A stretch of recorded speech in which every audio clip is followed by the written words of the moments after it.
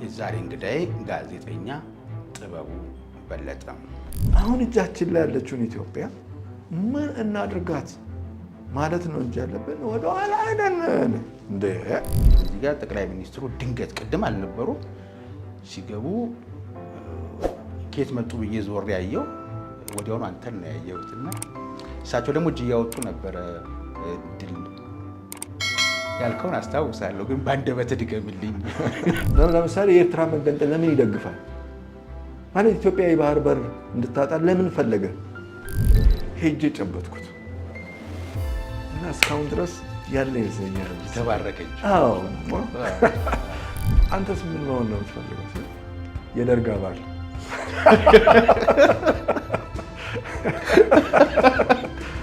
እኔ ሌላው ክልል ሲሄድ ባይተዋርነት ሊሰማኝ አይችልም። በሀገሬ ማውራት ያለው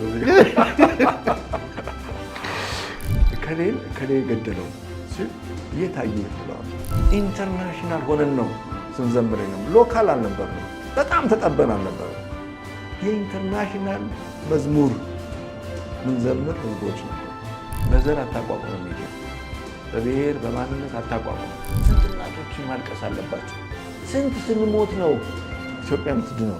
እኔ አንተ እንድጠራጠር ምናምን አድርገው ነው ሰሯት ኢትዮጵያ።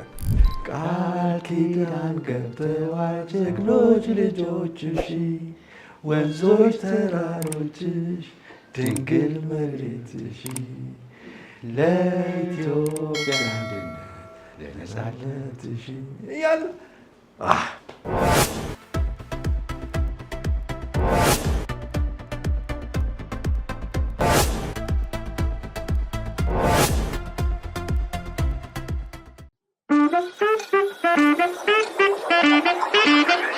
ባለፉት ጊዜያት የተለያዩ ፕሮግራሞችን በሃርመኒ ቲዩብ ስናቀርብ ቆይተናል። በአሁኑ ሰዓት ፕሮግራማችንን በማስተካከል እና በአዲስ ይዘት በማዘጋጀት ወደ እናንተ ይዘን ለመቅረብ ዝግጅታችን ጨርሰናል። ውሎ በሃርመኒ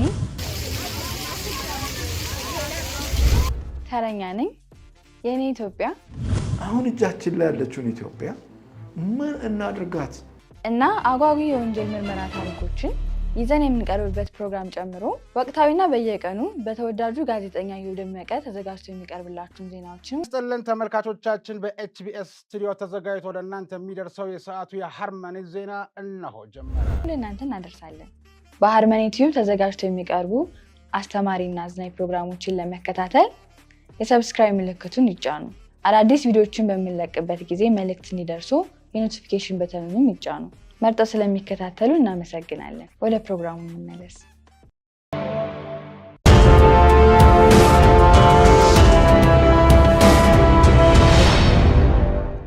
ጤና ይስጥልን ተመልካቾቻችን፣ ከኢዮብ ጋር ጨዋታ የተሰኘው መርሃ ግብራችን ነው። ዛሬም እንደተለመደው አንድ እንግዳ ይዤ ቀርቤያለሁ።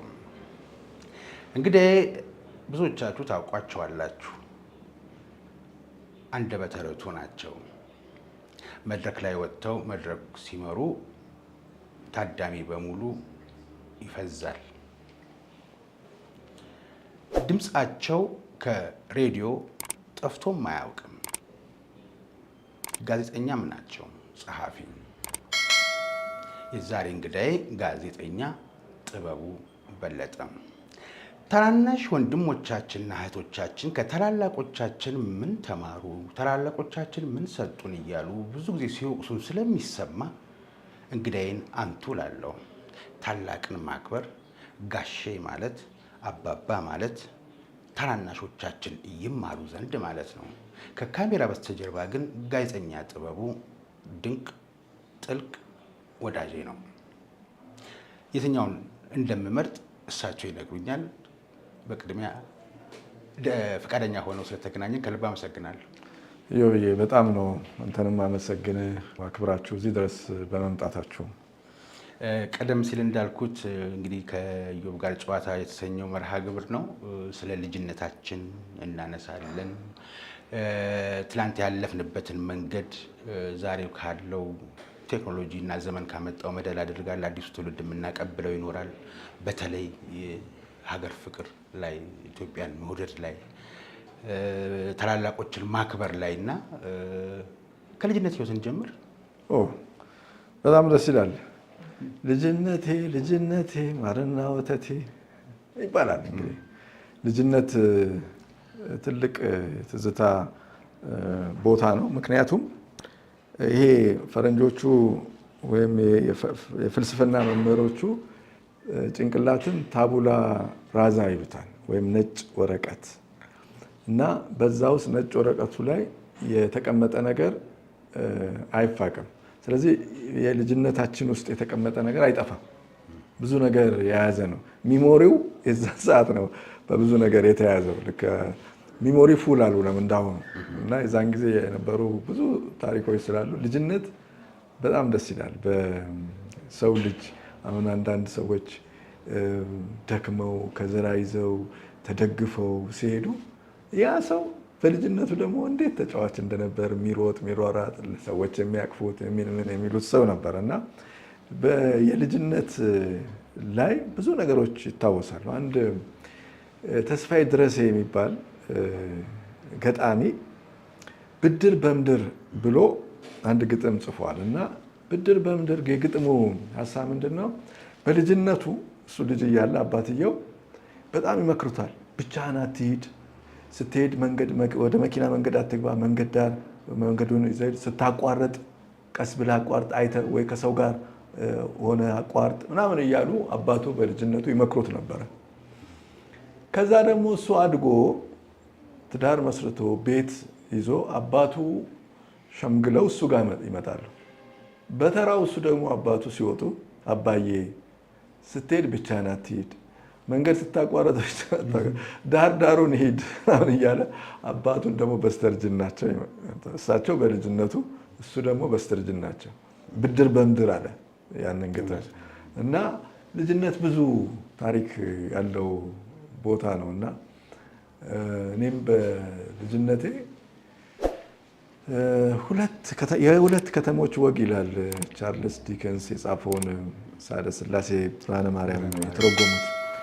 ሁለት ከተሞች አዲስ አበባና ክብረ መንግስት ወይም አዶላ የሚባል ከተሞች ውስጥ ነው ያደግኩት። ሁለቱም ጋር ቤት ስላለን እዛም ሄዳለሁ፣ አንድ ዓመት ወይ እዚህ እመጣለሁ። እንዲህ እያልኩ ነው የተማርኩት።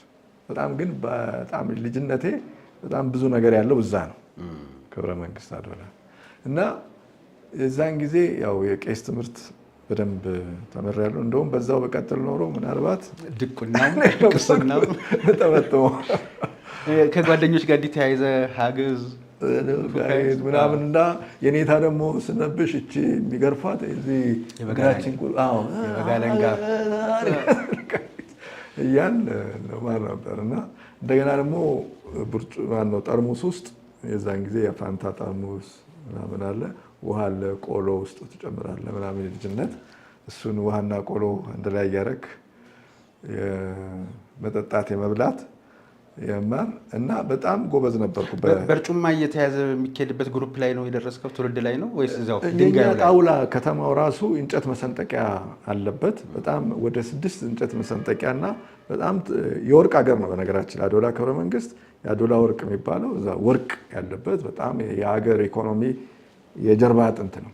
እዛ ጣውላ መሰንጠቂያ ስላለ ጣውላዎች አሉ የምንቀመጥበት አግዳሚ፣ እነሱ ጣውላዎች ላይ ነው የምንቀመጥ የነበረው። በጣም ጎበዝ የኔታዎች ነበሩ፣ መምህራን ነበሩ እና በደንብ የቤተ ክህነቱን ትምህርት እንደው በዛው ቀጥዬ ቢሆን ዳዊት ደግምክ? ዳዊት ደግሜ እንደውም በእነሱ ሲያገኙኝ አሁን አንዳንዶቹ አለፉ በእርጅናም እንደው በዛ ቀጥለህ ቢሆን እኮ ሲሉኝ በቃ አንዳንድ ትልልቅ መምህራን ይታዩኝና ከእናንተ ጋር ነበርኩ እኮ ይሄኔ በዛው ቀጥዬ ቢሆን እላለሁ እና ጥሩ ጅማሮ ነበር። ግን ወደ መደበኛ ትምህርት ቤት እዛው ራስ ብሩ ወይም አዶላ አንደኛ ደረጃ ትምህርት ቤት እንደገባን እኔ 3ኛ ክፍል ላይ ዜና አነብ ነበር። ሰንደቅ ዓላማ ይሰቀል ነበር። በደርግ ጊዜ እንግዲህ የሰንደቅ ዓላማ ሰልፍ ላይ ሰንደቅ ዓላማ ይሰቀላል። ከዛ የኢትዮጵያ ሕዝብ መዝሙር ኢትዮጵያ ኢትዮጵያ ቀደሚ በህብረ ሰባዊነት አብቢ ለምልሚ፣ ቃል ኪዳን ገብተዋል ጀግኖች ልጆችሽ ወንዞች ተራሮችሽ ድንግል መሬትሽ ለኢትዮጵያ አንድነት ለነጻነትሽ እያለ ቀጥሎ ደግሞ ኢንተርናሲዮናል የሰው ዘር ይሆናል እያል ኢንተርናሽናል የሚለው ፈረንሳይኛው ኢንተርናሽናል ለማለት ኢንተርናሽናል ሆነን ነው ስንዘምር ነው። ሎካል አልነበርንም፣ በጣም ተጠበን አልነበረም። የኢንተርናሽናል መዝሙር ምንዘምር ህዝቦች ነበር። እዛ መዝሙር የሚዘመርበት ተማሪ ሰልፍ ላይ ነው ዜና የምታነብ። ባለፉት ጊዜያት የተለያዩ ፕሮግራሞችን በሃርመኒ ቲዩብ ስናቀርብ ቆይተናል። በአሁኑ ሰዓት ፕሮግራማችንን በማስተካከል እና በአዲስ ይዘት በማዘጋጀት ወደ እናንተ ይዘን ለመቅረብ ዝግጅታችን ጨርሰናል። ውሎ በሃርመኒ ተረኛ ነኝ። የኔ ኢትዮጵያ አሁን እጃችን ላይ ያለችውን ኢትዮጵያ ምን እናድርጋት እና አጓጊ የወንጀል ምርመራ ታሪኮችን ይዘን የምንቀርብበት ፕሮግራም ጨምሮ ወቅታዊና በየቀኑ በተወዳጁ ጋዜጠኛ ኢዮብ ደመቀ ተዘጋጅቶ የሚቀርብላችሁን ዜናዎችን ስጥልን ተመልካቾቻችን። በኤችቢኤስ ስቱዲዮ ተዘጋጅቶ ወደ እናንተ የሚደርሰው የሰዓቱ የሃርመኒ ዜና እነሆ ጀመረ። ለእናንተ እናደርሳለን። በሃርመኒ ቲዩብ ተዘጋጅቶ የሚቀርቡ አስተማሪና አዝናኝ ፕሮግራሞችን ለመከታተል የሰብስክራይብ ምልክቱን ይጫኑ። አዳዲስ ቪዲዮዎችን በምንለቅበት ጊዜ መልእክት እንዲደርሱ የኖቲፊኬሽን በተኑን ይጫኑ። መርጠው ስለሚከታተሉ እናመሰግናለን። ወደ ፕሮግራሙ እንመለስ። እዛ መዝሙር የሚዘመርበት ተማሪ ሰልፍ ላይ ነው ዜና የምታነብ። ሰንደቅ ዓላማ መሰቅለው እኔ ነኝ። እሰቅላለሁ፣ ሰኞ እሰቅላለሁ። ከአዲስ ዘመን የዛሬቱ ኢትዮጵያ የምትል ጋዜጣ ነበረች፣ የእናቱ አረጋ ወልደ ቂርቆስ የምትዘጋጀ። ከዛ ደግሞ በሰዮባ ከዛ ውጪ ሰርቶ አደር የሚል የኢሰፓ የፓርቲው ልሳን ጋዜጣ አለ። ከነሱ ዜናዎችን በማውጣጣት እና ከሬዲዮን በመስማት አንዳንድ ሎጎ እንትን ጆሮው ላይ ጓድ ሊቀመንበር መንግስቱ ተናገሩ የተባለ ኃይለ ቃል ይጻፋል። አቤት ይዋ አንተ ነው ማውራት ያለበት እዚህ እና ከሱ ወስጄ ዜና ነብና ሰንደቅ ዓላማ ሰቅላለሁ።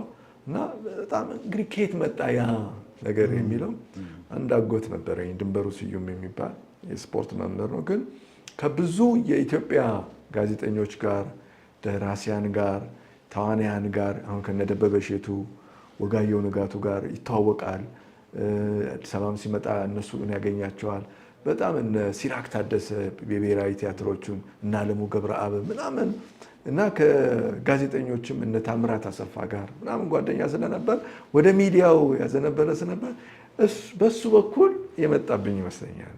የዛን ጊዜ እሱ በሚሰጠኝ እዚህም አዲስ አበባ ስንመጣ ለምሳሌ አንዴ ብርሃኑ ዘሪሁን ከኢትዮጵያ ፕሬስ ድርጅት ወደ ብርሃንና ሰላም ሲሻገር ክሮስ ሲያደርግ ያ ብርሃኑ ዘሪሁን ነው አለ። ብርሃኑ ዘሪሁን ረጅም ሰው ትዝ ይለኛል። ካፖርት አድርጓል፣ ስካርፍ አድርጓል፣ መነጽር አድርጓል፣ ጺማም ነው። በጣም ግሬስፉል የነበረ ሰው ገለጽከው ምስሉን በሙሉ። ከዛ ክሮስ ሲያደርግ ሄጄ ጨበጥኩት እና እስካሁን ድረስ ያለ ይመስለኛል። የተባረከች በጣም እና እንደዛ አይነት ሰዎችን በልጅነቴ ውስጥ እየገቡ ይመስለኛል ወደ እነሱ ሙያ ያዘነበርኩት እና ልጅነቴ በዛ የሶስተኛ ክፍል ዜና ከማንበብ ይጀምራል ማለት ነው። እሱን ይዘን መልሰን እንመጣለን። ግን እቺ ምራቅ ሳትደርቅ ተብለህ ወደ ሱቅ ተልከህ ዘግይተህ ጨዋታ ታሎ ኳስ የሚጫወቱ ልጆች እያየ ቆይተህ ቤት ስትገባ ተገረፍክ? የኛ ቤት የከተማው መሀል ላይ ነው። ንግድ ቤት ሆቴል ስለሆነ በጣም እንትን ነው። አውቶቡስም ሲመጣ ድሮ መናሪያ አልነበረም። እዛ እኛ ደጃፍ ምናምን ነው የሚቆመው። ስለዚህ በጣም ለብልጠት ለእርድና ቅርብ የነበርኩ ነኝ። ምናልባት በሚገረፉ ልጆች ልስቅ ይችላል እና በጣም ግን በስርዓት ነው ያደግነው። ቤታችን ብዙ ሰው ነው የሚኖርበት፣ ብዙ የዘመድ ልጅ ምናምን ያደበት ነው። ሰፊ እንትን ነው ፋሚሊ ነው ያለው። ትምህርት ላይ በጣም ትኩረት ይሰጥ ነበረ። እንደውም ለትምህርት እንድናጠና ከይሄ አትላኩ በቃ ያጥኑ የምንባል ነን እና ወደ ትምህርት ነው ዝንባሌ የሚደረገው። እንደውም ብዙ ጊዜ በሌላ ነገር ማሳለፍ በትምህርት ድክመት ያመጣል ስለሚባል በዛ ተቆንጥጠን ነው ያደግነው እና ግን የከተማ ልጅ የከተማ አራዳ እና አንዳንድ ሰው ብዙ ሰው ይዞኝ ይወጣል ከቤት። በልጅነቴ ትልልቅ ሰዎች ጋር የዞርኩ ነው ያደግኩት። እዛ ይዘውኝ እየሄዱ ምን እያሉ። ስለዚህ ትልልቆቹን በልጅነቴ ነው ያወቅኳቸው። የሚገርም መመሳሰል ነው። እኔ 8ኛ ክፍል ሆኜ እንደ ጓደኛ የማወራቸው የምቀርባቸው የነበሩት እነ ጋሽ ታደሰ ሙሉነህ እነ ጋሽ ማሞ ውድነህ ነበሩና የሚገርም መመሳሰል ነው።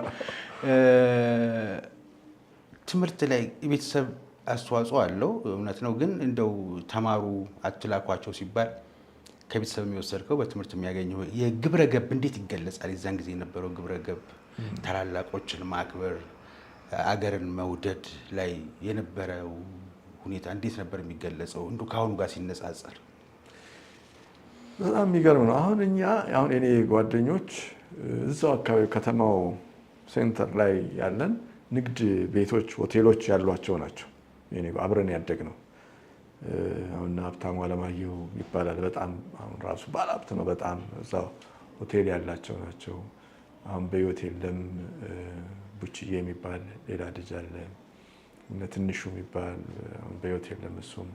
ሌሎችም አሁን ባለሀብት የሆኑ እነ ኤርሚያስ ሰለሞን እንደዚህ የሚባሉ ሆቴሎች እዛ ከተማው ሴንተር ላይ ያለ ልጆች አንድ ላይ ያደግነው እና በጣም የሚገርምህ የሁሉም ቤተሰብ ልጆቹ እዛ ሆቴል አካባቢ እንዲደርሱ አይፈልግም። መኖሪያ ቤት አለ ለብቻ ከሆቴሎቹ ውጭ እና መኖሪያ ቤት ውስጥ በማሳደግ ቀሳውስት ይመጣሉ። በጣም የሚገርሙ ቀሳውስት ነበሩ። ግብረገብ ያስተምረናል። ቄስ ትምህርት ቤት ተምረናል።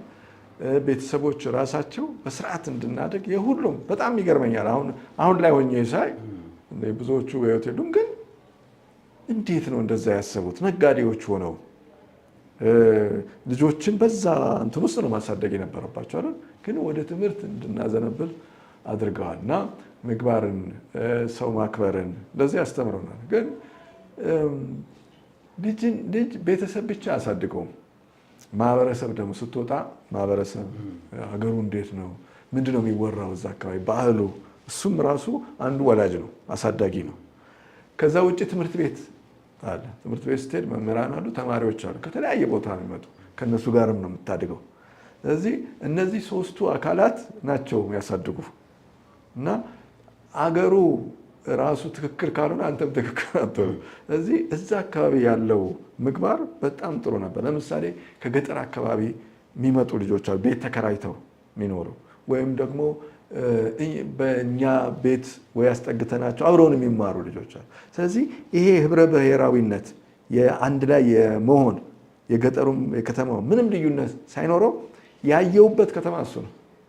በጣም ህብራዊነት የአንድነት ያለበት አሁንም ድረስ ማለት ነው። በጣም በሚገርም መልኩ የብሔር ጉዳይ አለ፣ የምን ጉዳይ አለ። እዛ አንድ ነው፣ በቃ ሰው መሆን ነው እና እንደዛ ነው ያደግነው እና ያ ዛሬ ላለሁበት ማንነት የራሱ በጣም ትልቅ አስተዋጽኦ አለው ለሁላችንም። እኔ ብቻ ሳልሆን ጓደኞች በሙሉ እንደኔ አይነት ከማንም ጋር ሄደን እንኖራለን፣ የትኛውም ቦታ ሄደን እንኖራለን፣ ምንም ችግር የለም። አዎ ያ ትውልድ አግኝቶት የነበረውን ነገር የሆነ ቦታ ጋር የአሁኑ ትውልድ አጣው። ማቀበል አለመቻላችን የሆነ ነገር ተሰበረና የምንሸጋገርበት ድልድይ ጤናማ ለመሆኑ አሁን ያለውን ትውልድ ለመውቀስ ጣት ልንቀስርበት ኢትዮጵያን አይወድም ሀገሩን አይወድም ልንል አስችሎናል። እንግዲህ ይሄ የፖለቲካውም የማህበራዊ ጉዳዩም የኢኮኖሚ ብዙ ነገሮች ይገባሉ፣ እውነት ነው። ግን እዛው 3ኛ ክፍል ጋር እንመለስ። ሰልፍ ላይ ዜና ሲነበብ የዜና ምንጭ ሰርቶ አደር ጋዜጣ ወይም ደግሞ አዲስ ዘመን ወይም የዛሬቱ ነው የሚሆነውና ጓድ ሊቀመንበር መንግስቱ ኃይለማርያም የኢህድሪ ፕሬዚደንት ምናምን ብለህ መሆን አለበት መቼም ታነብ እሳቸው እያሉ የሌላ ዜና ልታነብ አትችልም ብዬ አስባለሁ። አፍ ላይም ዳጎስም ስለሚል እንትኑ የመጀመሪያው ዜና ምን ነበር? በጣም ጥሩ ጥያቄ ነው። እንደው ጓድ ሊቀመንበር ስትል አንዴ ሁለተኛ ክፍል እንደገባን አስተማሪያችን የህብረተሰብ አስተማሪ ነው፣ ግርማ ይባላል። እዛ ወደፊት ስለምንሆነው ነገር መሆን ስለምንፈልገው ነገር ይጠይቃል። ከፊት ያሉት ምን ለመሆን ወደፊት የምትፈልገው ይለዋል። ከፊት እኔ ዶክተር ይላል። ኦ ጎበዝ ዶክተር መሆን። አንተስ? እኔ ደግሞ ፓይለት ምናምን። ኦ ጎበዝ። አንተስ? ሐኪም። አንተስ? ምናምን። አንቺስ? እንደዚህ እያለ በጣም ጎበዝ ጎበዝ ጎበዝ እያለ ወደ መጨረሻ ነበር የተቀመጥኩት። እኔ ጋር ደረሰ። አንተስ ምን መሆን ነው የምትፈልገው? የደርግ አባል።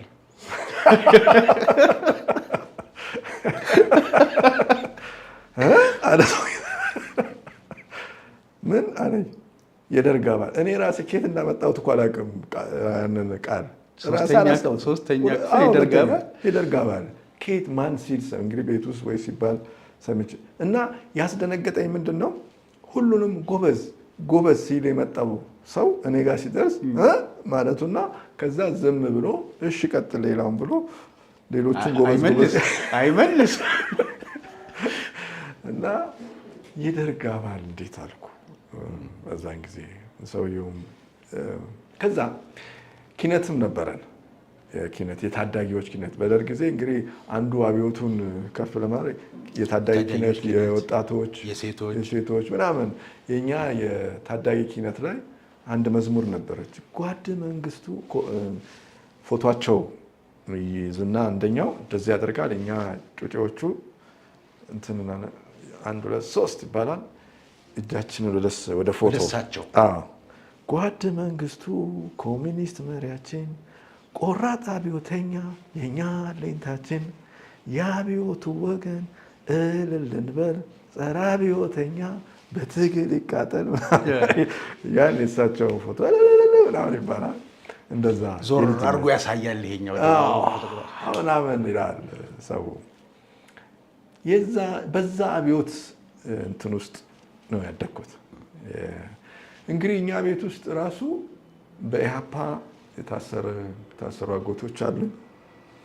እንደገና ደግሞ አብዮቱን የሚደግፉ በዛን ጊዜ የነበረው የደርግ አባል ባይሆኑ በቃ የአይሴማ ሊቀመንበር የምናምን የወጣቶች የአይወማ እንደዚህ በመሆን አለ እና ግን እንደዛም ሆኖ ያው በእኛ በልጆች ደግሞ ያ ስርዓት በመዝሙር በሰልፍ በአብዮታዊነት በምናምን ውስጣችን ያንን ስርዓት እንድንደግፈው ሆነ።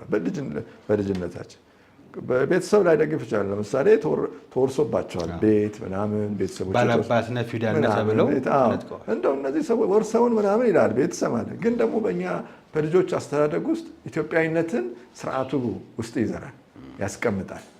ኢትዮጵያን ታሪክ ጀግንነት ምናምን ያወራ ስለነበረ በልጆች ውስጥ ትልቅ ቦታ ነበረው እና ኢትዮጵያዊነትን አስተምሮናል።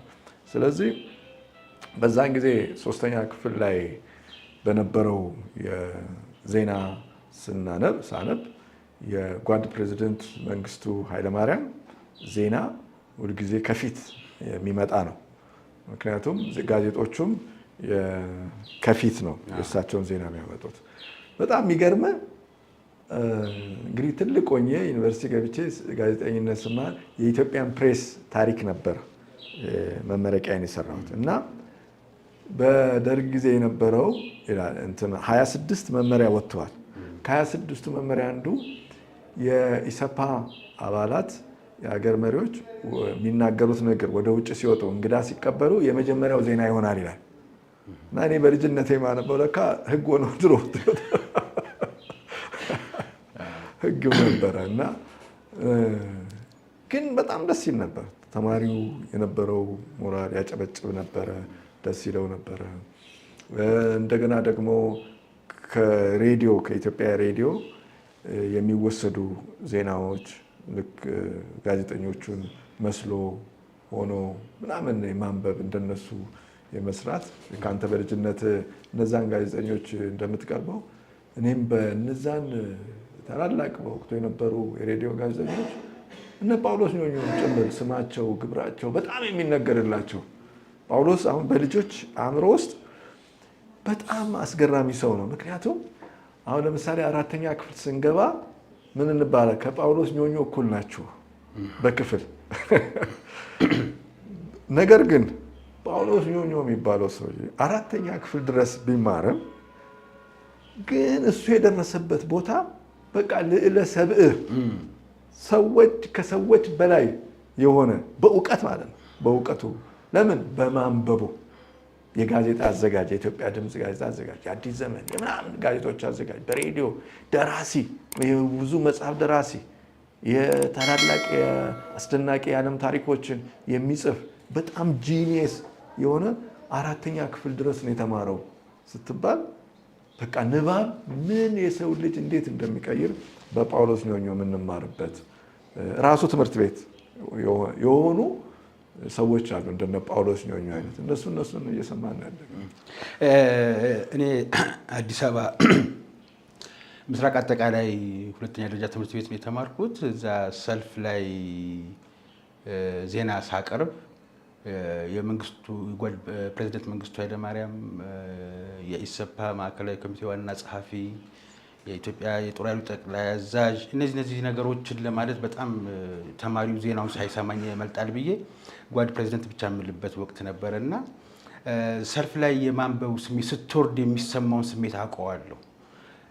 በቃ ለዛ ግቢ የኢትዮጵያ ራዲዮ ከነ ስራ አስኪያጁ ከነ ዜና አንባቢው ከነ ምናምን ሁሉን ነገር ነህና እርግጥ እነ እመቤት ወልደ ገብርኤል ነበሩ አብረውኝ እና አብርሃም በቀለ የሚባሉ ልጆች ነበሩ። ግን ስሜቱን አውቀዋለሁና ከሰልፍ ላይ ስትወርድ ከክፍል ክፍል ሁሉ መሄድ ትችላለህ እኮ ዝም ብለህ ያለ ዩኒት ሊደር ፈቃድ ትከበራል። በቃ ደግሞ ያው በለየት ባለመልኩም ዜና አንብበሃል። ከሌላው አሁን ዜናው አንበብ ብቻ አይደለም፣ ጋዜጣውንም እኮ በጎን ሌላውንም ታሪክ ከሌላው ቀደም ብለህ ትረዳለህ። ከዛ የኢሰፓ መሰረታዊ ድርጅት ጽህፈት ቤቶች ነበሩ። እዛ ነበር ጋዜጦች የሚመጡት። ከዛ ነበር የሚመጡት ትልልቆቹ ሰዎች የሚይዟቸው። አሁን ሰርቶ አደር ማንም ሰው አይዘውም እና እኔ ጋር ሰርቶ አደር ለዜና ቅድሚያ እናገኛለን። እና እንዳልክ እኮ ቢቆይ ይገባ ነበር። እኛ ስንደርስ ነው ሲወደቀው። እና ብዙ ነገሮችን እኔ ያ የደርግ ዘመን አሁን ካደኩ በኋላ በጣም በሚገርም መልኩ የኢሃፓዎቹን መጽሐፍት ኤዲት አድርጌያለሁ። ለምሳሌ ክፍሉ ታደሰ ያ ትውልድ ቁጥር 1፣ ቁጥር 2፣ ቁጥር 3 ሶስቱንም ኤዲት ያደረኩት እኔ ነኝ። ኢትዮጵያ ሆይ የሚል 2 መጽሐፍት አሉ። ኤዲት ያደረኩት እኔ ነኝ። ኢሃፓ ነው እሱ። ኢሃፓ መሪ ማለት ነው፣ መስራችና መሪ ነው። እኔ ደግሞ በደርግ ዘመን በልጅነት ያደግኩ ነው እና ሁለት ተቃርኖ እና እንግዲህ ቀይ ሽብር ነጭ ሽብር ሲባል እሰማለሁ እና ጋሽ ክፍሉ ለምን ለኔ እንደሰጠኝ እሱ ነው የሚያውቀው። ማለት ያን ያህል እኔ የዛ ዘመን ልጅ ሆኜ አይደለም የሰጠኝ፣ ወይም የነሱን ፖለቲካ አዋቂ ምናምን ሆኜ አይደለም፣ ግን ባለኝ ንባብ ምናምን ይመስለኛል የሰጠኝ ያንን እና እኔም ደግሞ በጣም ሞግተው ነበረ። ይሄ ነገር ለምሳሌ እከሌ ገደለው ሲል የት አየህ እለዋለሁ። ካየህ እዚህ ቦታ አይ ወደፊት ይገለጻል ይለኛል እሱ። ወደፊት ይገለጻል እና ቀይ ሽብርና ነጭ ሽብር፣ ቀይ ሽብር ደርጋ፣ ነጭ ሽብር እናንተ አላችሁ፣ እናንተስ አልገደላችሁም ወይ? እንደዚህ ባላንስ ጥያቄዎች እጠይቅ ነበር።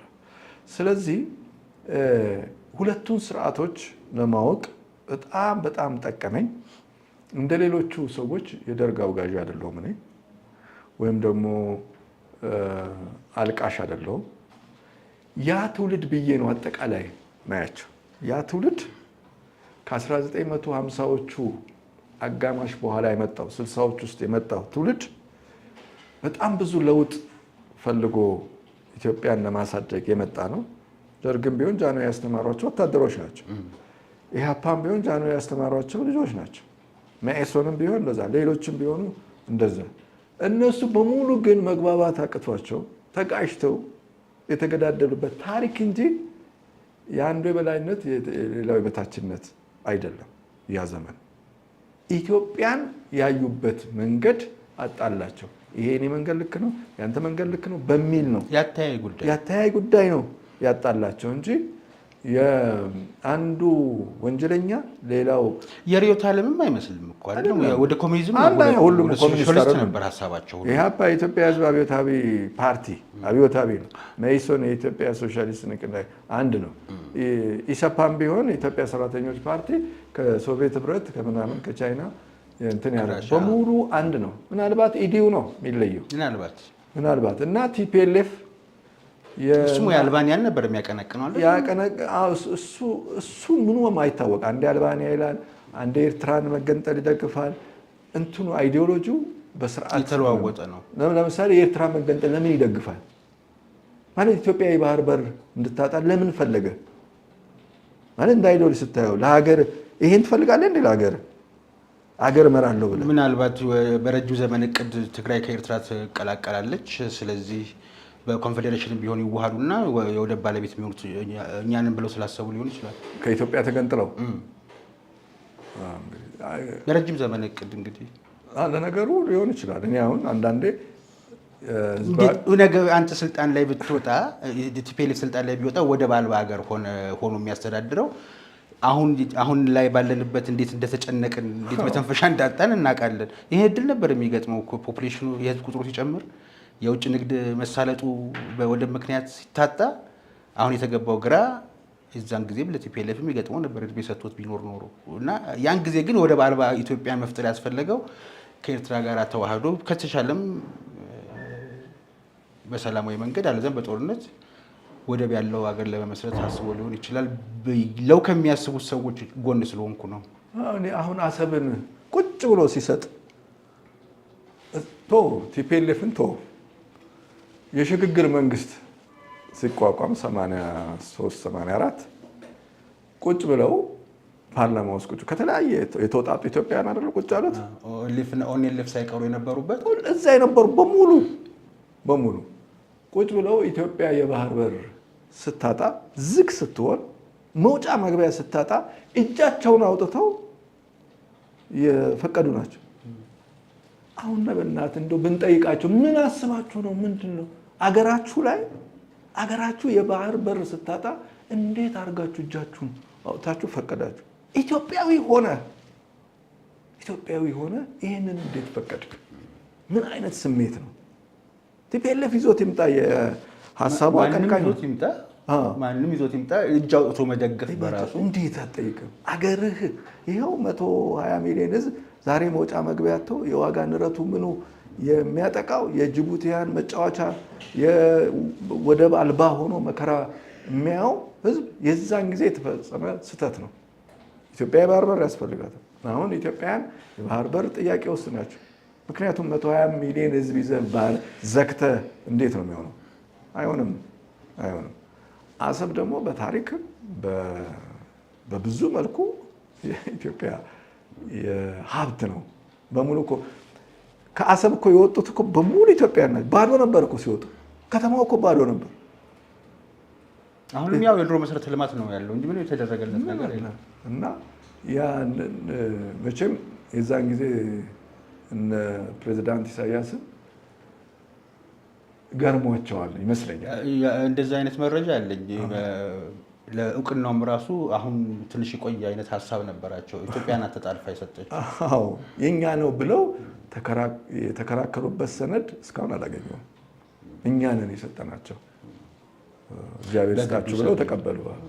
የተወደዳችሁ ተመልካቾቻችን ይህ ከኢዮብ ጋር ጨዋታ ነው። እንግዲህ ጋዜጠኛ ጥበቡ በለጠ ናቸው። በወዳጅነት ቋንቋዬ ወዳጅነት አጠራሪ ግራ እንዳይገባችሁ ጋዜጠኛ ጥበቡ በለጠ የዛሬ ከኢዮብ ጋር ጨዋታ እንግዳዬ ነው። በሁለቱ ነው የምጠቀመው። አንቱ የምልበት ምክንያት ታላላቅን ማክበር ጋሼ ማለት ለማስለመድ ለእናንተ ለአዳዲሱ ትውልድ ለታናናሽ ወንድሞቼና እህቶቼ ስል ነው። እናትና አባቶቻችን የቅቤውን ቅል የበርበሬውን ቅል አምጣ ሲባል እንኳን ለቅልም ማንጠልጠያ ያለው ይሉት ነገርን ለማስታወስ ነው። እንዳንወቃቀስ ወደ ጨዋታችን እናልፋለን። ጋዜጠኝነት ከ3ኛ ክፍል ተጀመረ። ራዲዮ ጣቢያ አቡነ ጴጥሮስ አሁን ያለበት ሳይሆን የድሮ አቡነ ጴጥሮስ ጋር ደጅ ጠና ነበረ ግቢውን ለማየት ጋዜጠኞችን ለማየት እና ነጋሽ መሐመድ እጁ ላይ ንቅሳት እንዳለው ስሙን እስከ ማየት ነጭ ጉርድ ሸሚዝ አድርጎ እስከ ማየት ድረስ ለዓለም ነዋሴ ይሄ ነው ብለው ሲሉኝ እንደዚህ አይነት ረጅም አይመስለኝም ነበር። ጋሽ ዳሪዎስ እንደዛ አጭር አይመስለኝም ነበር። በኋላ እርሶ ይሞክሩት የሚባል ጨዋታ ነበር። የቦታው የተዘዋወሩ ጋሽ ታደሰ ሙሉነህ ይመራል፣ ጋሽ ታምራት አሰፋ ጥያቄ ያቀርባል፣ ጓድ አብዱ አሊ ሂጅራ ማብራሪያ ይሰጣሉ። ለዝርዝሩ ጓድ አብዱ እና ጥያቄዎች ከተመለሱ በኋላ ያንን ጥያቄ ምን ማለት እንደሆነ መድረክ ላይ ረጅም ናቸው ጓድ አብዱ እና ጋሽ ታደሰ ደግሞ ነጭ ዳሰን መኪና ቶታ ወይም ዳሰን መኪና ነበረችው። በሷ ነበረ እርሶ ይሞክሩ ሲሄድ አብሮኝ ይዞኝ የሚሄድ የነበረው እና በጣም ብዙ ነገሮችን ከነሱ ተምሬያለሁ። አንተ ወደ ጋዜጠኝነት ልግባ ብለህ የገባህ ጊዜ መጀመሪያ ባገኘሁት በጨበጥኩት ካልከው ከጋሽ ብርሃኑ ዘሪሁን ውጭ ማንን ነው? ምን ያህል ደቂቃስ ምን ያህል ሰዓትስ ቆያችሁ? በጣም ጥሩ ጥያቄ ነው። እንግዲህ ቀደም ብዬ እንዳልኩ የሁለት ከተሞች ወግ ነኝ እኔ ራሴ እና እዛ ዶላ ክብረ መንግስትና እዚህ አዲስ አበባ እና እዚህ 5ኛ ክፍል ላይ ስደርስ ይሄዋን በህይወት የሌለው አጎቴ ድንበሩ ስዩም የሚባለው ከጋሽ ሰለሞን ገብረስላሴ ከልጆች ዓለም በየሳምንቱ ቅዳሜ በዚህ ሰዓት የሚቀርብላችሁ ከልጆች ዓለም ዋና አዘጋጅ ቅድስት በላይ ከእሱ ጋር እገናኛል። ጋሽ ሰለሞን ዛሬም በሕይወት አለ። እድሜው 90ዎች ውስጥ ገብቶ በጣም የሚገርም ሌላ ትምህርት ቤት ነው እሱ ራሱ በጣም የሚገርም እንግዲህ በልጅነቱ የፋሽስት ኢጣሊያ ጥሏቸው ከሄዱ ቦምቦች መሀል አንዱን አግኝቶ ሲቀጠቀጥ ፈንድቶ ጉዳት የደረሰበት ግን ደግሞ ተምሮ ምን ብሎ ጋዜጠኝነት ላይ ሙያ ላይ የደረሰ የልጆች ክፍለ ጊዜ አዘጋጅ የሆነ ልጆችን በምግባር በእውቀት የሚያሳድግ የሬዲዮ ሰው የሆነ በጣም በጣም ግዙፍ ሰብዕና ያለው ሰው እጅ መግባት በጣም በጣም ትልቅ ነገር ነው እና ለዛሬው ማንነት ቅርጽ ሰጠ ሞልድ ምን እንደሚቆጨኝ ታውቃለህ? ጋሽ ሰለሞን በዚህ ልክ ማስቀመጡ ያንስበታል። ጋሽ ሰለሞን ከቀረጻቸው ልጆች አንዱ ነኝ እኔም እና ማክሰኞ ደግሞ የሳምንቱ እንግዳ የሚባል በብስራት ሬዲዮ ላይ ደግሞ ብስራት ወንጌል ላይ የሚያቀርቡ ደግሞ ሌላ ፕሮግራም ነበሩ። የሳምንቱ እንግዳ የሚጋብዝበት ከልጆች ዓለም ላይ ግን እና አለማን ታፋርደው እነ ብርሃኑ ገብረማርያም እና አስካለ አሁን ውሎና ዳር እነ ቅድስት በላይ እነሱ ባሉበት ነው እሱ እጅ ገብቼ የነበረው እና የገባሁበት ራሱ ትልቅ ታሪክ አለው። አጫውትሃለሁ። ግን ጋሽ ሰለሞንን የሚቆጨኝ ለማመስገን አለመታደል ነው። ይሄ ኃጢአትም ንስሐም ነው። ንስሐዬን ለአንተ እየነገርኩ ነው፣ ግን የሰራው ስራ ኃጢአት ነው። ለዚህም ይሄ ቤቱን አላውቀውም፣ ጊዜ አጣሁኝ፣ ስልኩ ቁጥሩ ጠፋኝ ምናምን ብለህ የማታመልጠው ምክንያት በፊት ለፊት ጥፋተኛ መሆንን የምትናገርበት ጋሽ ሰለሞንን አለመጠየቅ እና ጋሽ ሰለሞን ካልከው በላይ ነው ለማለት ፈልጌ። ይገርምሃል፣ አንዴ የበጎ ሰው ሽልማት የጁሪ ዳኛ በዚህ በጋዜጠኝነት ዘርፍ ዳኛ ሆኜ ለዳኝነት ከመጡልኝ ሰዎች አንዱ እሱ ነው። አስለቀሰኝ ገና ሳነበው ስሙንም ቴክስቱ ሳደርስ ከስሙ ጀምሮ አለቀሰኝ እና በጣም እንዴት በቃ እንዳዩት በጎ ሰዎች የበጎ ሰው ሽልማት እና በሙሉ በአንደኝነት እኔን ጨምሮ ሌሎች ሁሉም አንተዋወቅም፣ ግን ድምፁ በሙሉ አንደኛ ያደረግነው እሱ ነው። የበጎ ሰው ተሸላሚ ሆኗል። ልጆችን በሚዲያ በማሳደግ ቅድም ባልካቸውን ፕሮግራሞች በማሳደግ እንዳልከው ይሄን ሰው በሚገባው ልክ ገና አላመሰገን ነው። ብዙ ልጆችን አፍርቷል። በቃ ሬዲዮ ልጆችን እንግዲህ አንተን፣ እኔን፣ ብርሃኑን፣ አስካለን፣ እመቤት ወልደ ገብርኤል እነሱን ሁሉ በጣም በርካቶችን ያፈራ ሰው ነው እና እሱ እጅ ገብቶ በዛዛ የሆነ የለም በሙሉ እና የእኛ ጥፋት እንደሆነ እንቀበለው። አዎ። ስለዚህ ጋሼን ካሜራ ፊት ተመልካቾቻችን ፊት በግሌ ይቅርታ ጠይቃለሁ። እስከዛሬ ሳለመጠየቄ ካሁን በኋላ አድርገዋለሁ ብዬ ለውስጤ ነግሬዋለሁ። ጨዋታውም ሳናነሳም በፊት ስለ ሙያ አባቶቼ ሳነሳ ከማስታወሳቸው ሰዎች ውስጥ አንዱ ስለነበር ነው። ጋሼ ለዚህ አብቅተኛል፣ አመሰግናለሁ። ሌሎችም ከአንተ ጋር እየተቀባበላችሁ ለዚህ ያበቃችሁኝ የሙያ አባቶቼን ታላላቆቼን አመሰግናለሁ። ግን እስከዛሬ ድረስ ባለመጠየቄ ይቅርታ ጠይቄያለሁ። እኛ ነን እኮ አሁን አዲሱ ትውልድ ላይ ጣስ የምንቀስረው እኛ ምን አሳየ ነውና ነው ሲጀመር።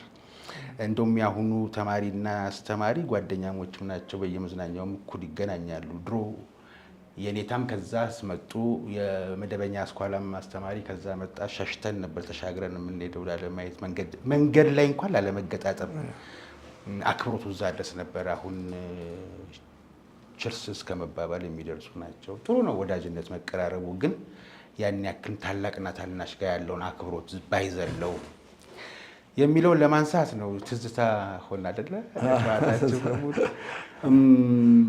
እንዲህ ሆነን መጣን ካለንም ሰዓት አኳያ ማለት ነው። ምንድን ነው ለዚህ ትውልድ ማስረከብ ያለብን ታዲያ? እንዴት አድርገን በፖለቲከኞች ባመጡት ችግር ከካርታ ከጂኦግራፊ ከሚባለው የመልክዓ ምድር ቅርጽ ስትሸራረፍ እዚህ ደረሰች። እንደገና ደግሞ በግብረ ገብ እጦት ወንድም በወንድሙ ላይ ሲጨክን እያየን ነው። ዓመት በዓል በመጣ ቁጥር የመስዋዕት በግና ዶሮ ደም ሲፈስ አባወራ ሲያፈስ ልጆች ዞር ብለው የሚሸማቀቁትን አሁን ግን መንቦጫረቂያ አድርገውታል ጨካኞችና። ከዚህ አዘቅት ወጥተን ምን መስራት አለብን? መጀመሪያ ነገር ስራው ምንድን ነው መሆን ያለበት? በጣም ጥሩ ጥያቄ ነው ዮባ። እንግዲህ እኛ ኢትዮጵያውያን የተለየን ህዝብ አይደለንም ከሌላው ዓለም። ሌላው ዓለም በእድገት በስልጣኔ እየበረረ ነው። ልጆቻቸውን በሳይንስ በቴክኖሎጂ ያበለጹ በሀብት ማማ ላይ እየሄዱ በየትኛውም ዓለም ላይ እየተጓጓዙ አንዱ ሌላው ሀገር እየሄደ እየሰራ ዛሬ ቻይና የትኛውም ዓለም ላይ ተጽዕኖ ፈጣሪ አሜሪካ፣ አውሮፓ፣ አፍሪካ፣ ደቡብ አፍሪካ፣ ናይጄሪያዎች ምኖች ሁሉ ጎረቤት ኬንያ ጭምር በጣም በብዙ መልኩ እየሄዱ ነው። እኛ የተለየን ሆነን ነው እንደኋላ። ለምን? ምንድን ነው እኛ ጋር የተፈጠረው? ለምን ነው የምንገዳደለው? ለምንድን ነው ሁሉ መሳሪያ ያነሳው? ለምንድን ነው እኩል ቤት ይሆን ነው? ለምንድን ነው ስርዓታዊ የሆነ አስተዳደር ያልመሰረት ነው? ለምንድን ነው በየቦታው ግጭቶች ከአንድ ቦታ ወደ ሌላው ቦታ እንዳንሄድ ፍራቻ ውስጥ የገባ ነው ምናምን የሚለው እሱ በጣም በደንብ ውይይት ይፈልጋል። ግን መፍትሄው በጣም ቀላል ይመስለኛል። እኔ እስኪ ቀላልማ ከሆነ ጥሩ ነበር። ቀላል ነው የሆነው። ለምሳሌ 27 ዓመት ኢህአዴግ ከገባ በኋላ ኢትዮጵያ ላይ የተተረከው ጥላቻ ነው። አንዱ ስለሌላው በጎ እንዳስብ ጠላት ነው፣ እንዲህ ያደረገ ነው፣ ያፈናቀለ ነው፣ እንደዚህ ያደረገ አባትን እናትን እንደዚህ ያደረገ ነው ምናምን የሚሉ ጥላቻዎች በጣም ህዝብ ውስጥ ሰርገው የሆነ አንድነት በሀገራችን ውስጥ እንዲጠፋ ተደርጓል። እርስ በርስ እኔ አንተ እንድጠራጠር ምናምን አድርገው ነው ሰሯት ኢትዮጵያ። እና ይሄ የአንድነት ስሜቱ ኢትዮጵያዊነት ስሜቱ ጠፍቷል። ለምሳሌ የኢትዮጵያ ሰንደቅ ዓላማን የኢትዮጵያ ሰንደቅ እኩል ካልሆንኩ ይላሉ ክልሎች አሰቃቀሉ ላይ እኩል ከኢትዮጵያ ሰንደቅ ዓላማ እኩል ኢትዮጵያ ውስጥ ሆነ። ይሄ አስተሳሰብ ራሱ እኮ ልክ አይደለም። አቅጣጫ ራሱ አለ። ከማን ጋር ነው እኩል የምትሆነው? ከኢትዮጵያ ጋር። ምን አለ ኢትዮጵያን ከፍ አድርጋ ከሷ በታች ነኝ። አየህ፣ ይሄ አስተሳሰብ መምጣት አለበት። በየቦታው አሁን የክልሎች መዝሙሮች ስታይ አንዱ ሌላው ላይ የሆነ እንዲሆናል ልጆች አእምሮ ውስጥ የከተት ነው። ህብረ ብሔራዊነት አይደለም፣ አንድነት አይደለም፣ ጥላቻ ነው። አንዱ ሌላውን ስለመጥላት ነው። ስለዚህ ቀላል ነው ያልኩ የተዘራውን ጥላቻ ትተህ ወደ አንድነት ወደ ህብረት የሚያስተምር ኢትዮጵያዊነትን የሚያስተምር በዘር በቋንቋ ልንለያይ እንችላለን፣ ግን ኢትዮጵያውያን ነን። ከምን ሁላችንም ከኢትዮጵያ በታች ሆነን ነው መስራት ያለብን መኖር ያለብን የሚሉ ለምሳሌ ናሽናል ሰርቪስ ወይም ደግሞ ብሔራዊ አገልግሎት እያንዳንዱ ወጣት ወይ ዩኒቨርሲቲ ገብቶ አንደኛው ዓመቱ ሊሆን ይችላል፣ ወይ ሲጨርስ ይሆናል፣ ወይ ከመግባቱ በፊት ሊሆን ይችላል። 12ኛ ክፍል ጨርሶ ለሀገሩ የሆነ አገልግሎት መስጠት አለበት። 1 ዓመት ወይ 2 ዓመት ለሀገሩ ሲባል ለምሳሌ ሐዋሳ የተወለደው ልጅ ተወልዶ ያደገውን የሐዋሳ ልጅ ሐዋሳ አይደለም የምታመጣው፣ ወይ መቀሌ ወሰደ፣ ወይ ጎንደር፣ ወይ ሶማሌ ክልል፣ ወይ አፋር ምናምን፣ አፋሩንም ሌላ ቦታ ባህል ለውጥ ባህል ኢትዮጵያዊነትን ታሰርጻል።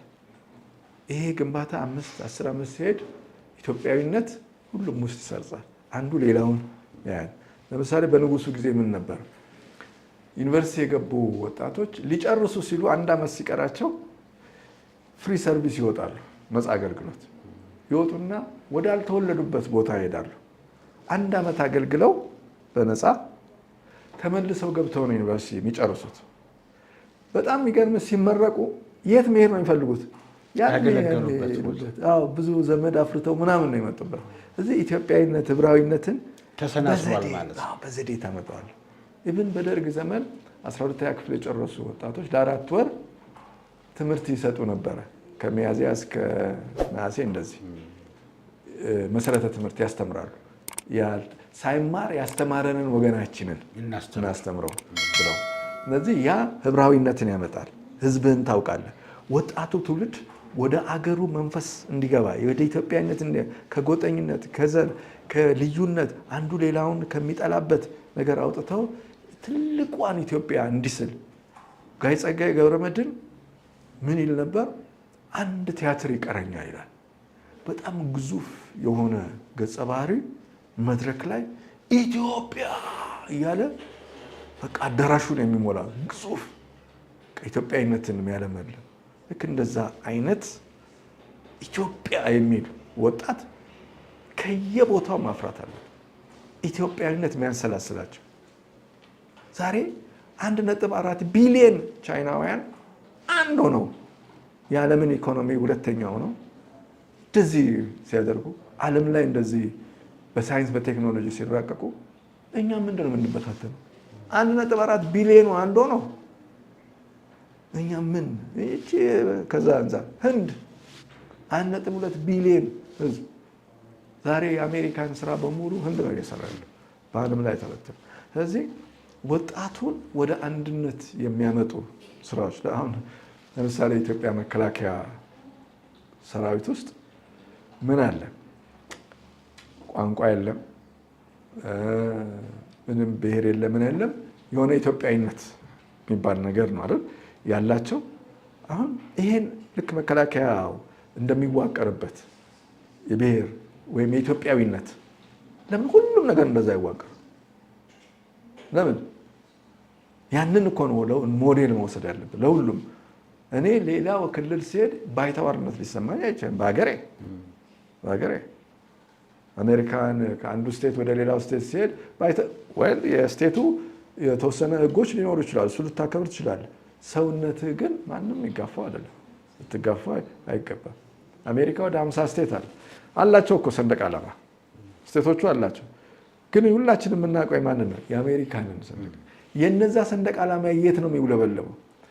የከንቲባው ጽህፈት ቤት፣ እዛ አካባቢ አስተዳዳሪ ያለበት ጽህፈት ቤት፣ ይሄ የእሱ ጽህፈት ቤት ነው የሚል እንጂ የሀገሪቱ በየቦታው ከሀገሪቱ ሰንደቅ ዓላማ እኩል አይሆንም። ስለዚህ አንደኛ አስተሳሰቦቻችንን እንደገና መቃኘት ያስፈልጋል እና እኔ ከባድ አይመስለኝም። ከባድ አይመስለኝም ለምንድን ነው?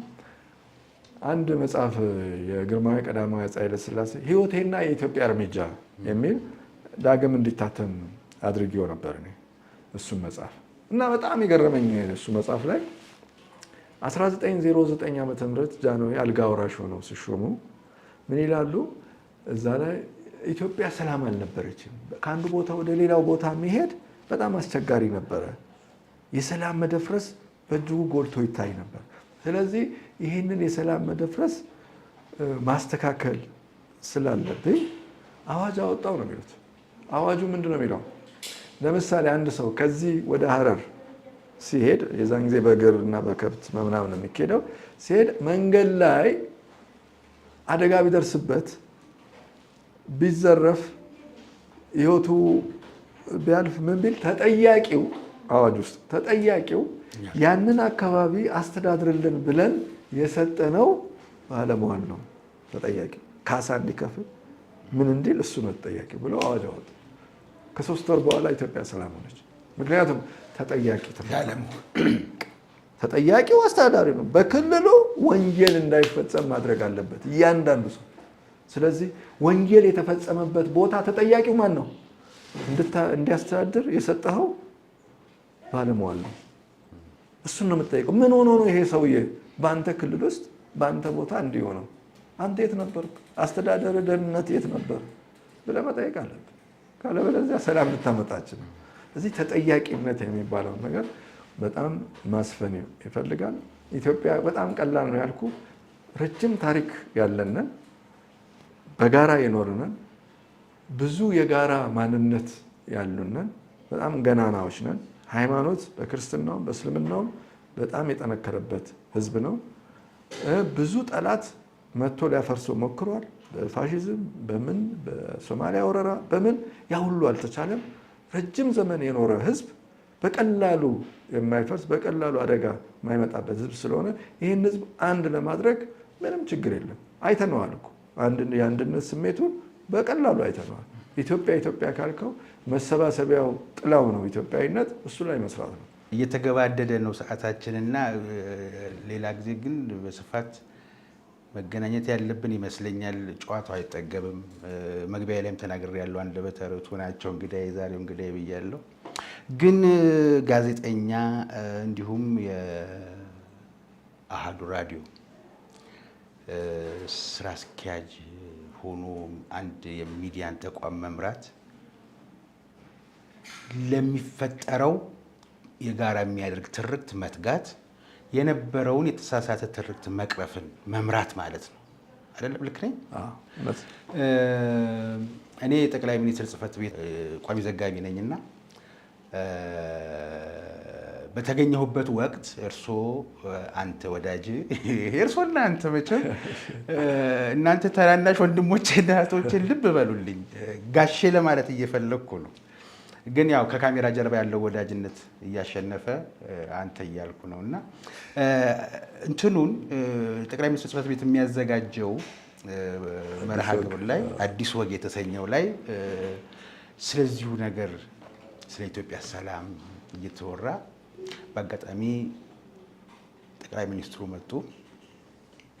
እንግዲህ ፕሮግራምን መምራት ማመቻመችና እዚህ ጋር ጥናት አቅራቢዎችን እየመሩ እያለ በዚህ ጋር ጠቅላይ ሚኒስትሩ ድንገት ቅድም አልነበሩ ሲገቡ ከየት መጡ ብዬ ዞር ያየው ወዲያውኑ አንተን ነው ያየሁትና እሳቸው ደግሞ እጅ እያወጡ ነበረ።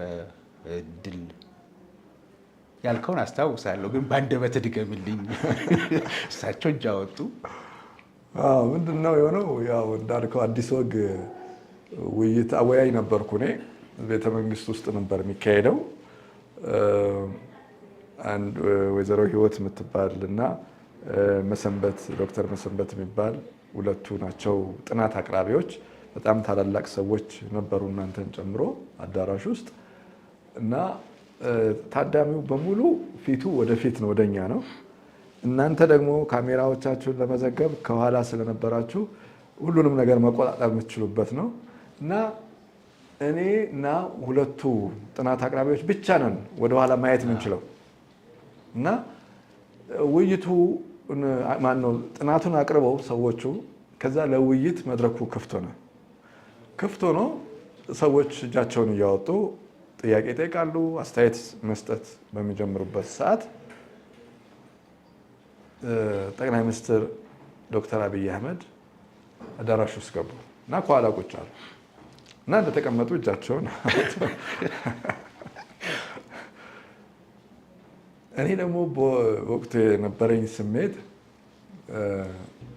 እስኪ ጠቅላይ ሚኒስትሩ ወደ መጨረሻ ቢናገሩ እንግዲህ መድረኩ እኔ አይደለሁ የዛን ሰዓት ጠቅላይ ሚኒስትሩ ተለዋውጣቸዋል። ምክንያቱም እሳቸውን ታዳሚው ጋር ያሉት። ስለዚህ የኔ መድረክ ስለሆነ በራሴ ወሰንኩ። ኦኬ ገብተዋል። ትልቅ ጉባኤ ሆነ። የእሳቸው መገኘት በራሱ በጣም ትልቅ ጉባኤ ያደርገዋል። ዞሮ ዞሮ ታዳሚው በኋላ መኖራቸውን ያውቃል። አላወቀም። ምናልባት እኔና አንድ ሰው ነን ያየናቸው ማለት ይቻላል። ከዛ እጃቸውን ያወጣሉ። ለሌላ ሰው ነበር የምሰጠው። አሁን እዛ ጋር የተቀመጡ ከኋላ አይቻለሁ አልኳቸው። ከዛ እሳቸውም እንደዚህ ልወጣ ነው አይነት ነገር አሉ። ቆይ እሰጣለሁ ከዚህኛው ቀጥዬ እሰጣለሁ ብዬ መጨረሻ ላይ ነው የሰጠኋቸው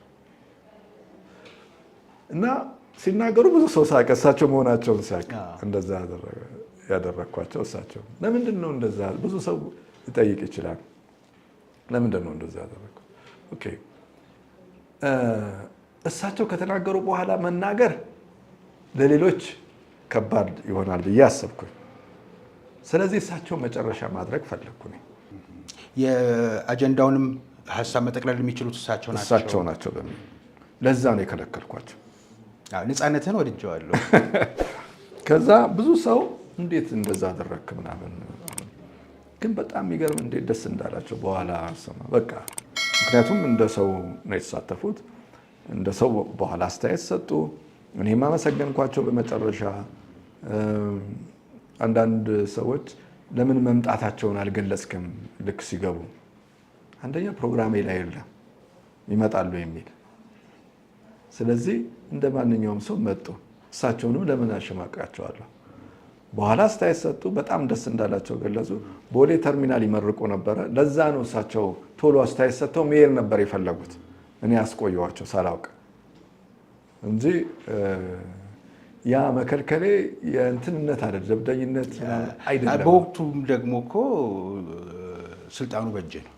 እኔ ነኝ ጠቅላይ ሲደመር ደግሞ ቤተ መንግስት ነው፣ ጠቅላይ ሚኒስትር ጽሕፈት ቤት ግቢ ውስጥ ነውና ስልጣንን በአግባቡ ነው የተጠቀምከው ብዬ ስለማስብ ነው። እኔ ግን በግሌ የእኛ ሀገር ሰው ለባለስልጣናት እንዴት እንደሚሆን ስለማውቅ አንዳንድ ሰዎችን እንትም ታውቃቸዋለህ፣ ስም ብንጠራ ጥሩ ስለማይሆን ነው። የቀበሌ ሊቀመንበር እንኳን ሲያዩ እንዴት እንደሚያሸረግዱና እንደው ከዛ ነፃ የሆነ መንፈስ ላይ ያለ ሰው በመሆንህ እኔ ተመችቶኛል። ሙያውንም አስከብረሃል እና ኮፍያ ምናምን አላደረጉም። ራሳቸውን ደብቀውም አይደለም የመጡት እና ፊት ለፊት አይተህ ነው ያን ነገር ያደረግከው። አጀንዳው ግን በጣም ትልቅ ነበር። የእሳቸው ሀሳብ መጠቅለያ እንዲሆን ማሰብህ፣ ይህም ደግሞ ሌላ አሪፍ ነገር ነው። እንደው የሚዲያ አመራር ሆነህ ጋዜጠኛም ሆነህ ቅድም እንዳልኑ ነው የትላንትናን የተሳሳተ ከ27 እስከ 50 ዓመት የሚደርስ ትርክታችንን የተሳሳተ ትርክታችንን የሚያጋድለንን በጋራ በሚያግባባን ኢትዮጵያ በሚለው አረንጓዴ ቢጫ ቀይ በሚለው እላው ላይ ያለውን አርማውን ትተህ ነው ማለት ነው በሚያግባቡን ትርክቶች እንኳን እንዳንቀጥል የትላንትና ማስረጃ የለውም። አብዛኛው ብላክ ኤንድ ዋይት ነው። ብላክ ኤንድ ዋይት መሆን ብቻ አይደለም፣ አፈ ታሪክ ነው የሚያጋድለን።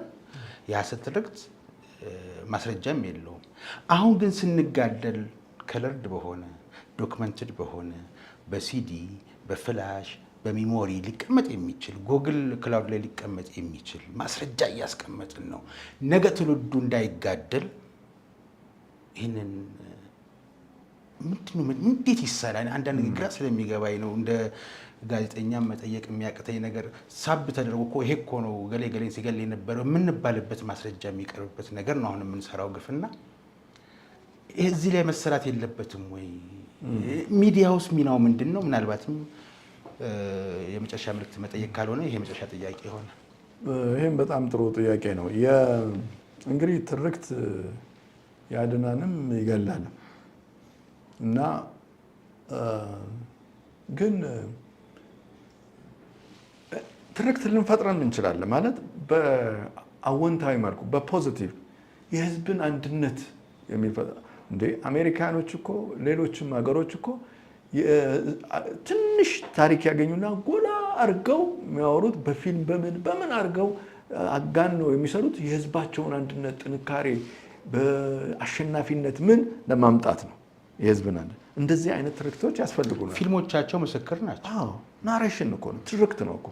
ልትፈጥር ትችላለህ፣ ግን ፖዚቲቭሊ ሰውን የሚያቃርን የሚያገዳድል ሳይሆን ህዝብን ወደ አንድነት አምጥቶ ትልቅ ኢትዮጵያን የሚፈጥር ትርክት ልትፈጥር ትችላለህ። አዲስ አሁንም ልንፈጥር እንችላለን። እናንተ ይህን ህዝብ ወደ አንድነት የሚያመጣ አስበን በፊልም በምናምን ታሪኮችን ወስደን ምን ብለን ልብ ወለድ እንኳን አንብበን አይደል አእምሯችን የሚሳለው በፖዚቲቭ መልኩ። ስለዚህ ትርክት መፍጠር እንችላለን። ይሄ ኔጌቲቭ ፖዚቲቭ የሚባለው ብቻ ሳይሆን መፍጠር፣ አሁንም መፍጠር ህዝብን ወደ አንድነት የሚወስድ ግን ምንድነው ቅድም መግቢያ ላይ እንዳልኩት እዚህ ሀገር የተሰበከው ጥላቻ ተሰበከ። ጥላቻ በቃ እንደዚህ ተደርጋል፣ እንዲህ አድርገዋል፣ ቆርጠዋል፣ ምን ብሎ ሐውልት የጥላቻ ሐውልቶች ተሰሩ እርስ በርስ በሀገር ውስጥ ከሌ እንዲህ አድርገዋል እየተባለ ሐውልቶች ልጆች እያደጉ ሲሄዱ ያንን ሐውልት እያዩ ከሌ እንዲህ አድርገዋል እየተባለ እና ይሄ ወደ ብሔራዊ አንድነት የሚያመጣ ያለፉ ቁርሾች እኔ እናንተ ለፈጸምናቸው አይደለም ያለፉ ሰዎች ለፈጸሟቸው እኔ እናንተ መጣላት የለብንም። ያለ ታሪክ ታስቀምጠዋል። ታሪክ መማሪያችን ነው እንጂ የነሱ የሰሩትን ወይም ሰሩ የተባሉትን አሁን ላይ ያ ቂም ያ በቀል ያ ነገር መፈጸም የለበትም። ያ የነሱ ሂስትሪ ነው በበጎም ባሉታም የሚነሳ። ስለዚህ አሁን ያለነው እኔና አንተ አሁን እጃችን ላይ ያለችውን ኢትዮጵያ ምን እናድርጋት ማለት ነው እንጂ ያለብን ወደ ኋላ አይደን እንደ ይሄ እኮ ልክ ያልሆነ ነገር ነው። በቃ ትልቁ ጉዳይ እኔና አንተ እጅ ያለችውን ኢትዮጵያ ምን እያደረግናት ነው። እኔ ጋር እናንተ ቅድም እንዳልኩ ክላውድ ላይ ምን አስቀምጠው የሚሰራ ታሪክ በኋላ የሚያስጠይቀን እየሰራን ያለ ወንጀል እየፈጸምን ያለ የኔና ያንተ ሰዓት ነው መጥፎ የሚሆነው። እዚህ ሰዓታችንን ጊዜያችንን ብርሃማ ለማድረግ ብሩህ ለማድረግ ሰላም ላይ መስራት፣ አንድነት ላይ መስራት፣ ኢትዮጵያዊነት ላይ መስራት፣ ከፍ ያለች ሀገር መመስረት በአፍሪካ አህጉር ላይ እንግዲህ ዋና ከተማ የምትባል ናት አዲስ አበባ። የአፍሪካኖች የነፃነት ማማ ማሳያ ምናምን የምንላት አገር ናት እና እነሱ እንደ ህልም አገራቸው የሚያዩት ናት። እዚህ ያንን የሚመጥን ነገር ነው ወይ እየሰራን ያለ ነው? እሱን መስራት ነው ያለብን የሚጠበቅ ምሁራን ያንን መስራት የሃይማኖት ሰዎች ከዘር ከጎሳ ከምናምን ወጥተው በሀገር በህብረ ብሔራዊነት በኢትዮጵያዊነት መስራት ምናልባት እንደ አንድ መውጫም የሆነን አሁን ሀገራዊ ምክክር የሚባል ኮሚሽን ተቋቁሟል። እንደው እሱን እንደዋዛ ማየት የለብንም። ትልቅ ተቋም ነው። ምንም ሆነ ምን የምክክር ተቋም ነው እና በጣም ያገለግለናል። አንዱ ይሄን ሀገር ለማከም የሚያገለግል መመካከር ነው፣ ምክክር ኮሚሽን ነው።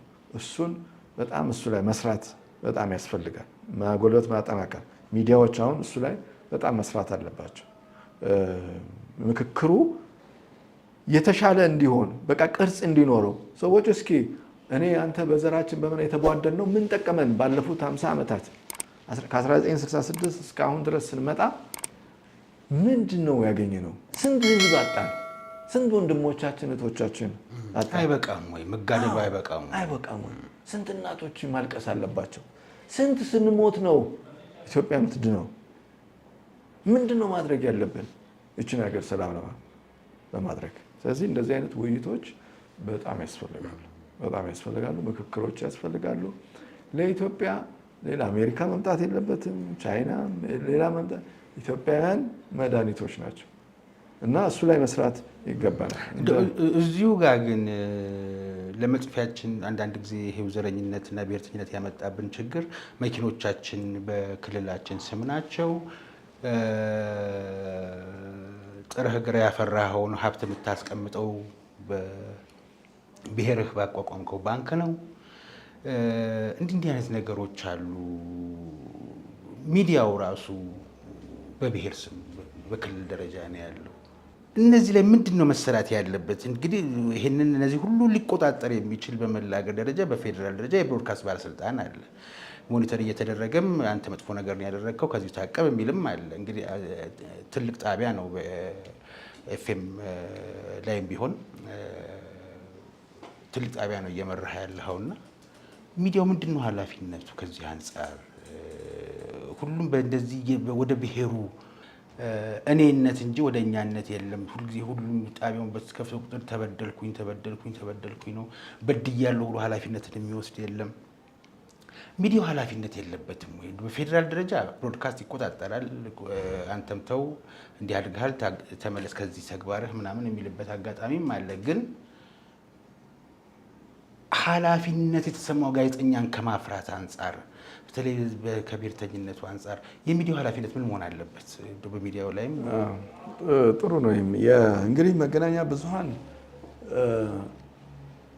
ትልቁ ኃላፊነታቸው የስነ ምግባር ደንብ አላቸው። ሁሉም ዓለም አቀፍም ነው ሎካልም ነው። ግን ዓለም አቀፉ ጋር ይያያዛል። ምንድነው ሰውን የሚጎዳ ማናቸውንም ነገር አትፈጽምም። በመገናኛ ብዙሃን ዘርፍ መገናኛ ብዙሃንን ተጠቅሞ ኢንዲቪዥዋልን አንድን ግለሰብ አይደለም ማስ የሚጎዳ ከሆነ ለህይወቱ ለስራው አደጋ ከሆነ የመከላከል ኃላፊነት አለበት መገናኛ ብዙሃን። በተለይ ተራ ሰዎች፣ ተራ ማለት እለት በእለት ኑሯቸውን የሚኖሩት። ከዛ ደግሞ ኃላፊነት የሚባል አለ። መገናኛ ብዙሃን ኃላፊ አራተኛው መንግስት አይደል የሚባለው? በቃ የመንግስት 3 አካላት አሉ። ህግ አውጪ፣ ህግ ተርጓሚ፣ ህግ አስፈጻሚ። አራተኛው ሚዲያ ነው መገናኛ ብዙሃን። እነዚህ 3ቱን የሚቆጣጠር ነው። ትልቅ ኃላፊነት ነው ያለበት፣ ትልቅ ኃላፊነት። ስለዚህ ይሄን ኃላፊነቱን ለመውጣት በዘር አያስብም፣ በቋንቋ አያስብም፣ በማንነት አያስብም፣ በሰውነት ነው የሚያስበው። ሰው በመሆን ሁማኒቲ ኢዝ ፈርስት። ሰውነት፣ ሰብአዊነት እሱ ይቀድማል። ይሄ የዓለም የትኛውም የጋዜጠኝነት ትምህርት ቤት መማሪያ ነው። ይሄንን ተግባራዊ ማድረግ ነው። በዘር አታቋቁመም ሚዲያ፣ በብሔር በማንነት አታቋቁመም ሚዲያ። እንደዛ ሲቋቋም መከልከል አለበት፣ መታገድ አለበት። በሀገራችን ኢትዮጵያ ግን የፖለቲካ ከ83-84 የጀመርነው ማንነትን መሰረት ያደረገ ስለሆነ ሁሉ ነገር ቅድም እንዳልከው ባንኩም፣ ኢንሹራንሱ፣ ምኑም ያንን መዋቅር ይዞ ስለሄደ ሚዲያውም እንደዛ ሆኖ መጣ። ሚዲያ በሆነ ዘር ስታቋቁመው ምንድን ነው የሚሆነው? ሌላኛውን እንደ ጠላት ነው የሚሆነው። ለምሳሌ ዝም ብዬ ሳስበው አሚኮ ኦሮሚያ ክልል ወይ ሶማሌ ክልል ካሜራውን ይዞ ሄዶ ቢቀርጽ ምናምን እዛ አካባቢ ያሉ ሰዎች ለምን መጣ ብለው ሊጠይቁ ይችላል።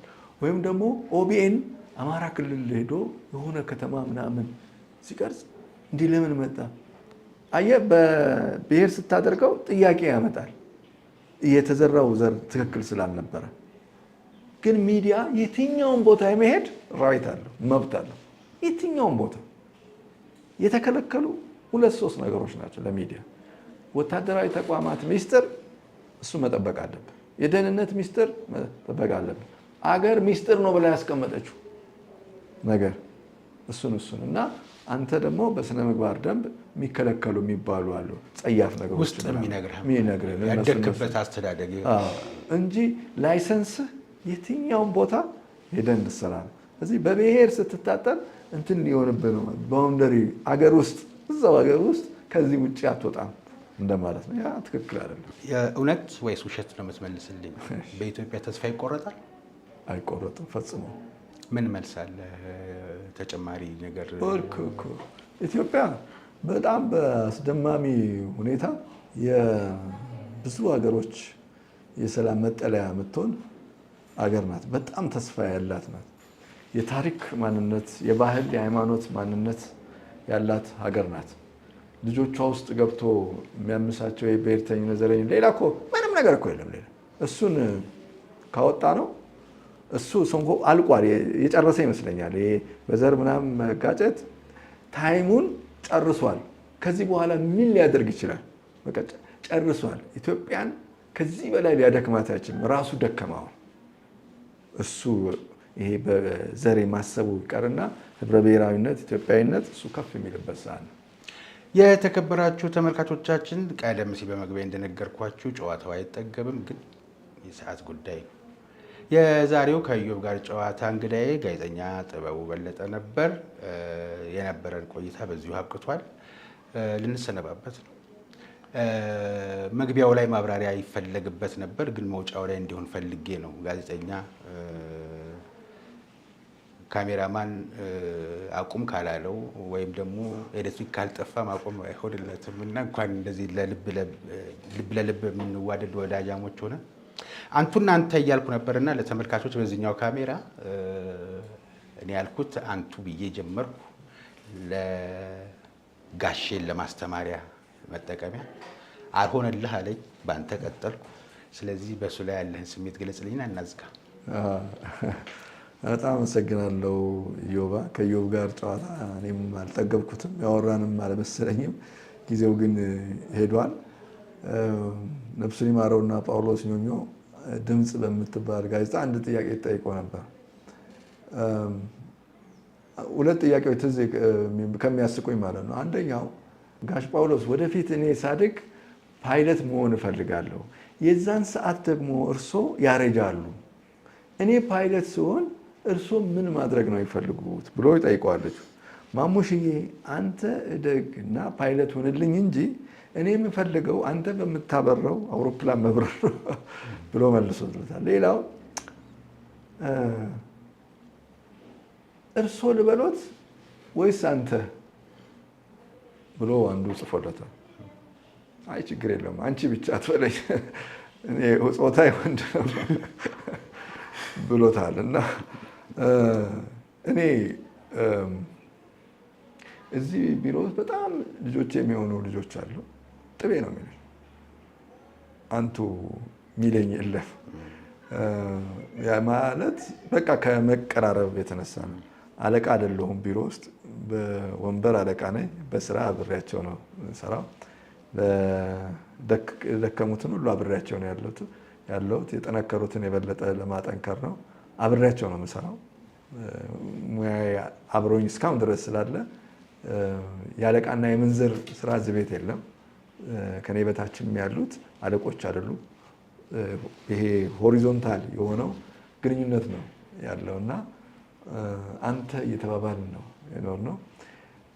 ዙምራ ኖሩ የአውራምባ ማህበረሰብ መስራቹ አንተ አንቺ ነው የሚሉት እና ጠየቅኩት አንድ ቀን ሁሉን ነገር አንተ ትላላችሁ እንዴ?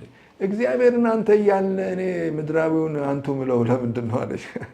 እግዚአብሔር የራሴ ስለሆነ እግዚአብሔር የቀረበኝ ስለሆነ የሚቀርብህን አንተ ብለህ ማራቅ እንዳይሆን እና አንተ የሚለው በጣም ደስ ይለኛል። አንቱ ደግሞ ያው የክብር ነው። ትንሽ እንግዲህ ጸጉራችን ገብስማ መሆን ሲጀምር ይለይለታል። አመሰግናለሁ። አመሰግናለሁ።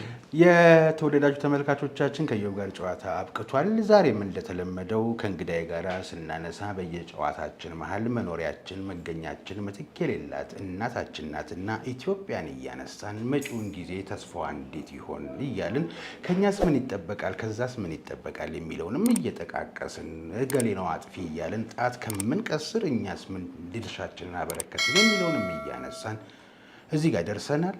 የዛሬውን በዚህ ያበቃል። በቀጣይ ከሌላ እንግዳ ጋር በተመሳሳይ ከኢዮብ ጋር ጨዋታ ይኖረናል። እዛም ላይ የምናነሳው የሚየን የኢትዮጵያን ጉዳይና የእንግዳይን ታሪክ ይሆናል። እስከዛው ድረስ ሰላም። ባለፉት ጊዜያት የተለያዩ ፕሮግራሞችን በሃርመኒ ቲዩብ ስናቀርብ ቆይተናል። በአሁኑ ሰዓት ፕሮግራማችንን በማስተካከል እና በአዲስ ይዘት በማዘጋጀት ወደ እናንተ ይዘን ለመቅረብ ዝግጅታችን ጨርሰናል። ውሎ በሃርመኒ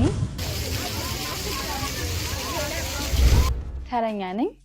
የእኔ ኢትዮጵያ አሁን እጃችን ላይ ያለችውን ኢትዮጵያ ምን እናድርጋት እና አጓጊ የወንጀል ምርመራ ታሪኮችን ይዘን የምንቀርብበት ፕሮግራም ጨምሮ ወቅታዊና በየቀኑ በተወዳጁ ጋዜጠኛ ኢዮብ ደመቀ ተዘጋጅቶ የሚቀርብላችሁን ዜናዎችን ስጥልን ተመልካቾቻችን። በኤችቢኤስ ስቱዲዮ ተዘጋጅቶ ወደ እናንተ የሚደርሰው የሰዓቱ የሃርመኒ ዜና እነሆ ጀመረ። ለእናንተ እናደርሳለን። በሃርመኒ ቲዩብ ተዘጋጅቶ የሚቀርቡ አስተማሪና አዝናኝ ፕሮግራሞችን ለመከታተል የሰብስክራይብ ምልክቱን ይጫኑ። አዳዲስ ቪዲዮዎችን በምንለቅበት ጊዜ መልእክት እንዲደርሱ የኖቲፊኬሽን በተኑንም ይጫኑ። መርጠው ስለሚከታተሉ እናመሰግናለን።